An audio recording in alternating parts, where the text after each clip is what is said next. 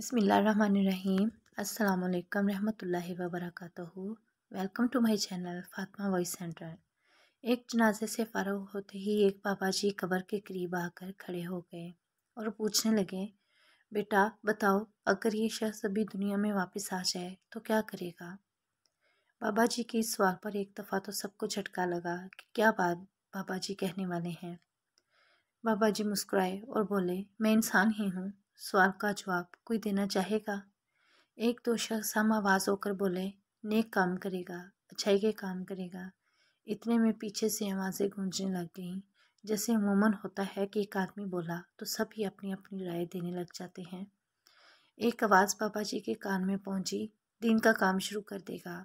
एक आवाज़ आई, कुरान और सुन्नत को पकड़ लेगा। अभी ये सिलसिला चल रहा था कि बाबा जी कहने लगे, सारी बातों का खुलासा एक ही है कि ये अल्लाह की नाफरमानी से दूर होकर अल्लाह और इसके रसूल का फरमाबरदार बन जाएगा। लेकिन पुत्र, बात यह है कि ये कभी नहीं आएगा। हाँ, तुम लोग जाओगे,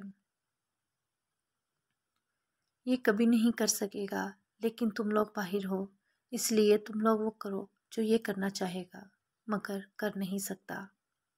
ये फासला तो सिर्फ 2-4 फुट का है कि वो नीचे तुम ऊपर हो, लेकिन दर हकीकत ये बहुत बड़ा फासला है। ये कहकर बाबा जी ने सलाम किया और चलते बने, लेकिन पीछे खड़े हर शख्स पर एक ऐसी कपकपी तारी हुई, एक ऐसी कैफियत पैदा हुई कि हर शख्स की ज़ुबान पर इस्तग़फ़ार जारी था और आंख नम थी। आप भी समझ गए ना?